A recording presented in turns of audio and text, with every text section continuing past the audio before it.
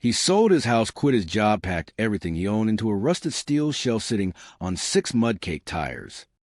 And in the middle of an Alaskan winter, with temperatures crashing below -30, he hauled a log across the snow, pushed open a creaking wooden door, and walked into the only home he would ever need again. No mortgage, no landlord, no property tax, not a single dollar owed to the system that had been draining him for 20 years. And here's the part that should make every man watching this stop what he is doing. What he did was completely legal. Most men spend their entire adult lives chained to a number, a property tax bill that arrives every year like a punch to the stomach, demanding payment simply for the privilege of existing on a piece of land. In Alaska, a modest home in the Fairbanks borough generates between $3,000 and $8,000 in annual property taxes. That is money pulled straight out of man's pocket every single year for the rest of his life, whether he is using that land productively or not. Multiply that over 30 years, and you're looking at anywhere from $90,000 to $240,000 handed over to the government before you have bought a single bag of groceries. But there is a classification buried inside American property law that changes everything. A structure built on a permanent foundation is real property. It gets assessed, taxed, and tied to a parcel of land. The moment you remove the foundation and put that structure on wheels, the legal classification shifts. It becomes a vehicle. In most U.S. states, including Alaska, a vehicle is not subject to property tax in the same way a fixed home is. It pays registration fees. It pays vehicle-related costs. But it does not generate the kind of annual tax burden that bleeds a conventional homeowner dry. This is not a loophole that lawyers discovered last year. It is a structural feature how American property law was written, and smart Alaskans have been exploiting it quietly for decades. The men building Quonset huts on wheels are not rebels or outlaws. They are men who read the rules more carefully than everyone else.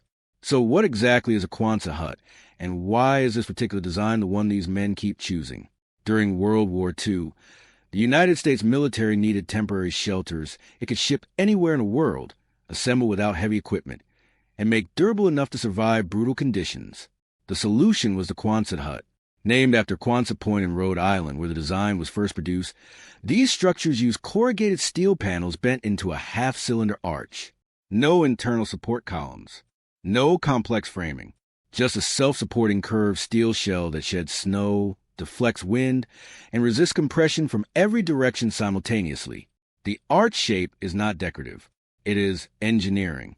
A curved surface distributes weight more efficiently than a flat roof. Under a heavy Alaskan snow load, a flat roof buckles and collapses.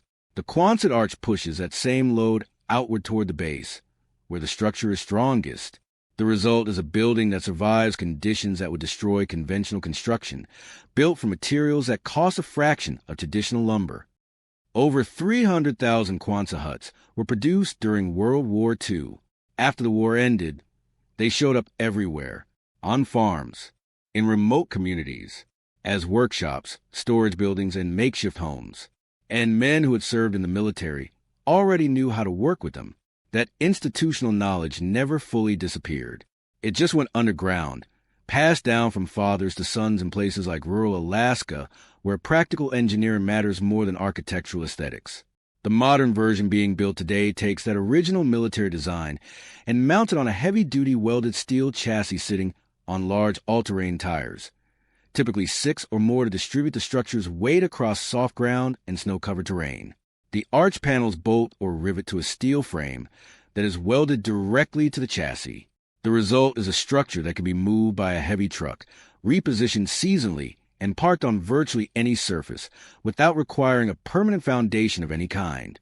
The man building this himself, sourcing steel panels, welding his own frame, fitting his own axles and tires, is looking at a total build cost somewhere between $15,000 and $50,000, depending on size, quality of materials, and how much of the labor he does with his own hands. Compare that to the average tiny home on the market today, which runs $80,000 to $150,000 for something half the size and nowhere near as durable. Compared to a conventional home in Alaska, which in Anchorage currently averages over $400,000 with a 30-year mortgage that, when interest is factored in, will cost a man well over $700,000 before the final payment clears. The math is not subtle. The Quonset on wheels costs less to build than most men spend on a truck. It has no mortgage, no property tax, and in Alaska, it has somewhere to go. Alaska contains over 360 million acres of land. The federal government owns most of it. The Bureau of Land Management alone administers over 72 million acres of Alaskan public land, and unlike the federal lands in the lower 48 states, vast stretches of it are genuinely accessible and genuinely remote. BLM rules allow camping on most public land for up to 14 consecutive days at a single location before requiring the camper to move on. On a Quonset on wheels, moving on is not a crisis. It is just Tuesday. A man in this situation is not homeless. He is geographically flexible. He relocates along corridors of public land, spending his 14 days at one site, moving 10 or 15 miles and settling again. In practice, many of these men work out in formal rotations across land they come to know intimately, wintering in sheltered valleys, and moving to higher ground when conditions improve. The state of Alaska also contains millions of acres of state-managed land with its own access and camping provisions, and many Alaskan landowners in rural areas are indifferent to a quiet neighbor parked on the edge of their property for a season. This is a lifestyle that Alaska was almost designed for, and it connects directly to something else that makes the state uniquely suited to it. Since 1982, Alaska has paid its permanent residents an annual dividend from the Alaska Permanent Fund, a sovereign wealth fund built on oil revenues. The amount fluctuates year to year based on fund performance and state budget decisions. In recent years, it has ranged from roughly $900 to over $3,000 per resident. For a single man living in a paid-off Quonset on wheels with minimal fixed expenses, that dividend is not an insignificant number. It does not fund a lavish life, but it offsets propane costs, funds a portion of a winter's firewood, or covers registration fees and maintenance on the chassis. In a low-overhead existence, every dollar that arrives without labor attached to it carries disproportionate weight. Now look at what this structure actually needs to function through an Alaskan winter, because this is where most people assume the fantasy falls apart. It does not. The primary heat source in these builds is a wood stove. The chimney pipe visible in the image exiting through the curved steel roof is not decorative. A properly installed wood stove in a well-insulated space of 300 square feet can maintain livable temperatures at minus 40 degrees Fahrenheit with surprisingly modest fuel load. The key word is insulation. Raw corrugated steel conducts cold with brutal efficiency. The interior of a properly built Quonset on wheels is lined with spray foam or rigid foam board against the steel panels, then covered with paneling or OSB. This assembly, done correctly, produces an R value that rivals a well-built conventional home. The arch shape also minimizes surface area relative to interior volume, which means less surface for cold to penetrate compared to a rectangular structure of equivalent floor space. The circular vents visible on the structure in the image serve ventilation, managing condensation, and maintaining air quality when the stove is running hard. Condensation management is not optional in a metal structure. A man who ignores it will find his insulation saturated and rotting within a season. A man who addresses it with proper vapor barriers and controlled ventilation will live in a structure that stays dry, warm, and structurally sound for decades. Electricity in these builds typically comes from one of three sources. Solar panels mounted on the flat end walls of the arch where they can face south. A propane generator for cloudy winter months when solar production drops. Or a combination of both paired with a battery bank. Starlink satellite internet has fundamentally changed the calculus for men considering this life. Before satellite broadband, living 30 miles from the nearest town meant professional isolation. Today, a man on a remote BLM site in interior Alaska can run a freelance business, manage investments, take client calls, or produce content at speeds that would have been unimaginable 10 years ago. The physical remoteness no longer translates to economic marginalization the way it once did. Water is handled through a combination of hauling, collection, and filtration. Most men in this situation maintain a series of high-capacity tanks, filled periodically from town or from clean water sources. In winter, snowmelt supplemented by filtration provides a workable backup. Composting toilets eliminate the need for septic systems, which in permafrost-heavy Alaskan terrain are either impossible to install legally or prohibitively expensive. The entire sanitation system in a well-designed Quonset on wheels adds no fixed cost to the land and leaves no permanent infrastructure behind when the structure moves on. The system works. But any man telling you it is without cost or complication is leaving something out. Spring in Alaska brings what locals call breakup. The ground thaws, roads soften, and the state implements spring road weight restrictions that can lock a heavily loaded vehicle in place for weeks or months.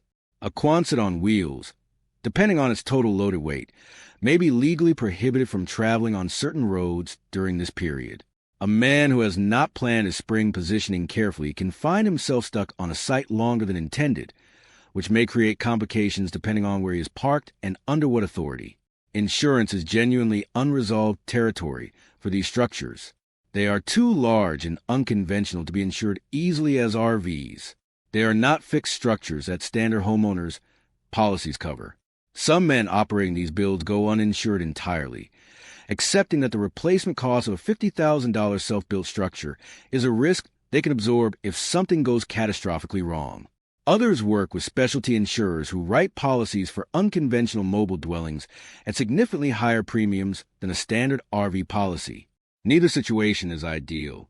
It is a real cost that must be factored honestly into the lifestyle calculation. The square footage is also a genuine constraint, not a romanticized one. 200 to 400 square feet works for a single man who has deliberately adapted his psychology and his possessions to the space.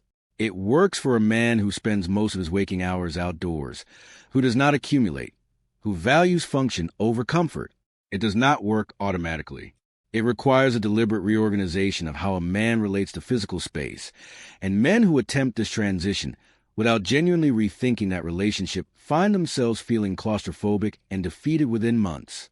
Remote service access is the invisible tax of this lifestyle. When something breaks, the nearest person qualified to fix it may be 4 hours away. When a man needs a specific part for his generator or his water pump, the nearest supplier may not stock it.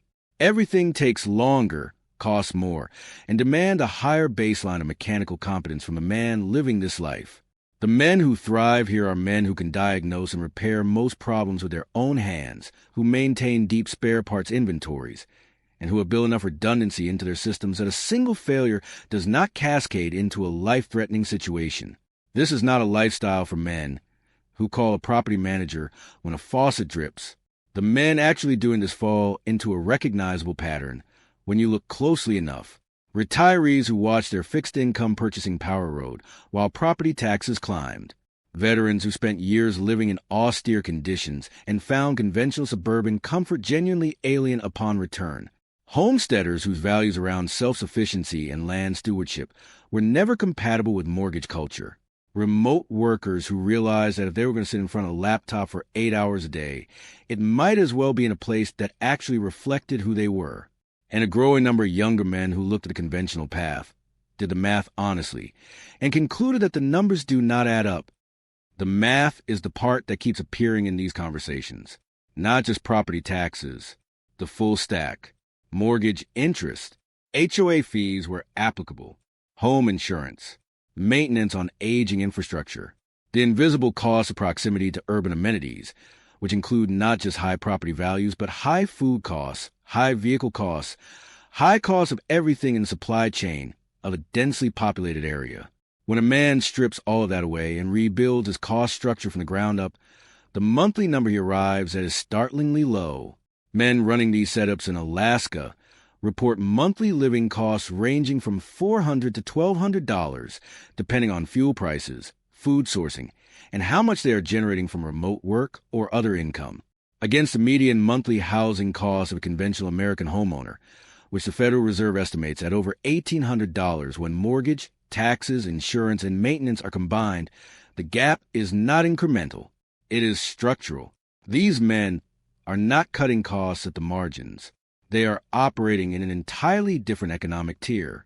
And this is where the Quonset on wheels connects to something larger than Alaska, larger than property taxes, larger than any single man's decision about where sleep, the broader untethered living movement, which includes van life, tiny homes, converted school buses, and now mobile steel structures like the one in this image, is not primarily about aesthetics. That is the part the mainstream media consistently misunderstands. It frames these choices as lifestyle trends, as Instagram-driven minimalism, as young people playing at simplicity for social content. In some cases, particularly in the more heavily aestheticized corners of that world, that framing has some accuracy.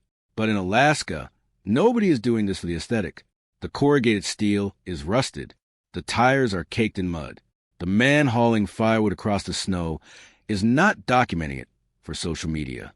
He is doing it because the wood stove needs fuel and the temperature is dropping. The decisions he made to get here were not driven by a desire to curate his life for an audience. They were driven by a clear-eyed analysis of a system he decided to stop subsidizing. That is the version of the story that is spreading most aggressively among men who are watching their financial options narrow. Not the aesthetic version. Not the adventure travel version. The version where a man looks at his property tax bill, looks at his mortgage statement, looks at the 30 years of payment ahead of him, and asks himself a question he was never supposed to ask out loud. What if I just did not do this? What if the whole structure, the foundation, the fixed address, the permanent record in the county assessor's office, was actually optional? What if the system that depends on men accepting that structure, without question, is counting on most men never looking closely enough at the rules to realize it does not have to be this way? The Quonset on wheels is not the answer for every man. The trade-offs are real. The hardship is genuine. Minus 30 degrees Fahrenheit is not a metaphor. Hauling water in January is not romantic. Spending 4 hours diagnosing a generator problem with frozen fingers is not the version of freedom that sells easily. But for the men who have done the math, who have stared at the numbers honestly and decided that the conventional path is a more expensive risk, not the safer one, this rusted steel arch sitting on 6 muddy tires in a snow-covered Alaskan forest is not a compromise. It is a solution. And the fact that it is completely legal, that the rules as written actually permit this, that a man can exist entirely outside the property tax system by understanding a single classification distinction in American property law, is a part of this story that nobody in the system wants to talk about too loudly. Because if enough men start doing the math stops working for the people who depend on them not doing it. The man in this image already knows that. The question is whether you are ready to know it too.